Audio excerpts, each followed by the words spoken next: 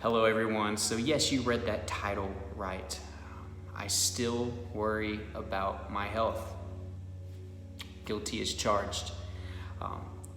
To some of you, this may sound like brutal honesty, but for me, I'm very comfortable with being fully transparent. And I think it's something that I should mention a little bit more often. I think many of you guys get this idea that I never worry about my health.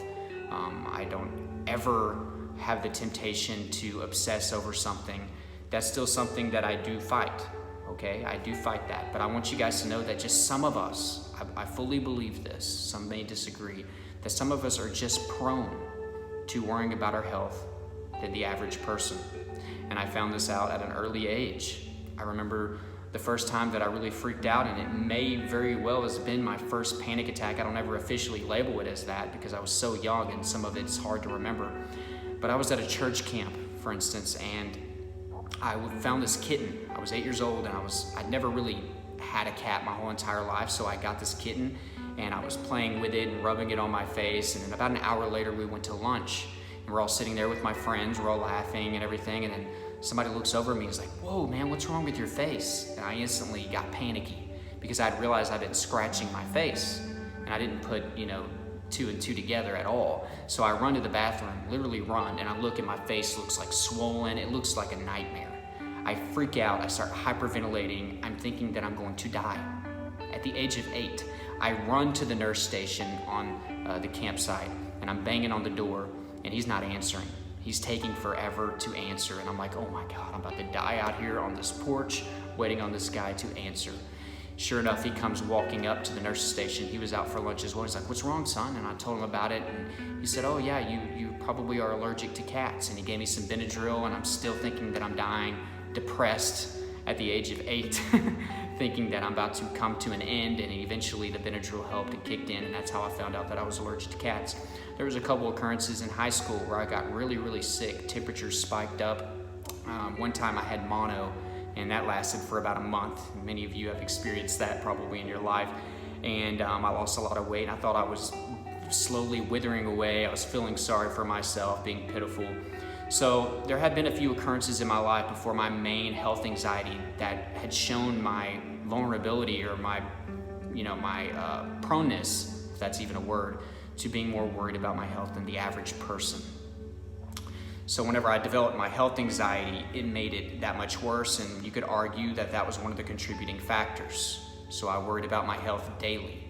But you have to understand that even today, there are times where I'll have an ache or a pain.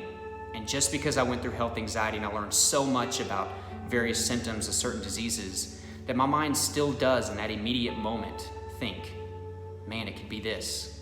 If I have throat pain, the first thing that pops in my head still to this day is, man, it would suck to have throat cancer, okay? And I can associate that with so many different pains, okay? Like I said, I did tons of unnecessary research Googling, but there's a difference between how I was during my health anxiety and how I am now. It is not an obsession. I do not Google symptoms. I refuse to. I put it away. I put it away almost immediately as it comes. I realize that I don't have any other symptoms associated with any of that, and that it's just something that my mind kind of got trained to doing whenever I was going through health anxiety for 5 long years. It's just unnecessary knowledge that I kind of wish I didn't have. But the point is that I'm more prone to worrying about my health. It's something that scares me probably a little bit more, especially in the moment, than the average person. But I do not have health anxiety anymore. I believe the last time I saw the criteria for health anxiety was obsessively worrying about this to the point of having other anxiety symptoms, and this period of time needs to last at least 6 months. So we're talking about Googling, having other anxiety symptoms, just being very, very obsessive. I'll just be honest, like many other people, I don't want to die. This has done nothing but make sure that my diet is good and make me work out. So in some ways I am thankful for this. But there is definitely a clear difference between me suffering from health anxiety and me just generally worrying about my health a little bit more than the average person. So some of you out there may be labeling yourself as a hypochondriac because you had a few episodes. It doesn't necessarily mean that you're suffering from health anxiety. It could just mean that you worry about your health more. And I'm not trying to give out dangerous information. You always need to make sure that you talk to a professional.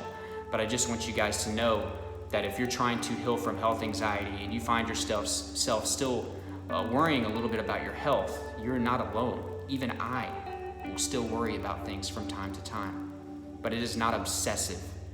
I'm able to put that away. I'm able to be logical. I'm able to put any irrational thoughts aside after the initial impulse.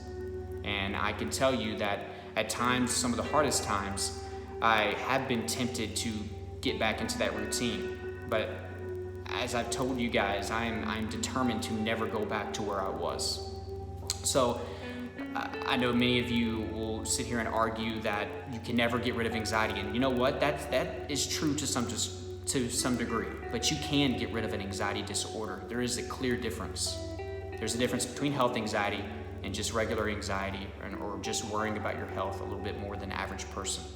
So if you find yourself still dealing with that, but it's not an everyday obsession, you can go months and months without worrying about anything, I don't believe that you have health anxiety. That's just my own personal opinion.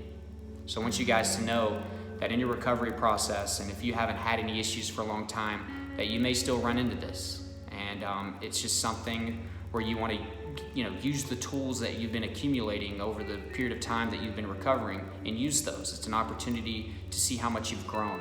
And that's what I see with myself. I see this huge growth. I really don't see myself going back to that ever again. I refuse to go back. I will always get reassurance from a doctor. I will always wait it out a little bit to see if something changes. I'm just a different person now, and I'm so thankful for that. But I love life. I want to live. I do fear leaving my family. I do fear death, probably a little bit more than the average person, but that's just me. That's me.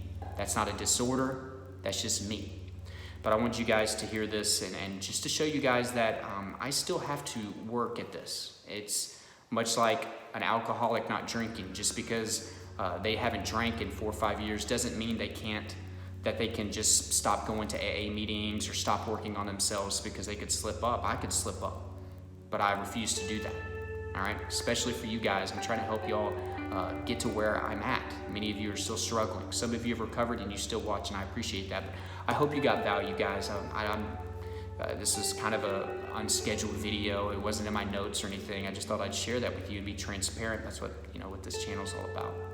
But I love y'all. Keep fighting. Please keep using the tips that I give you. They work. They work for me.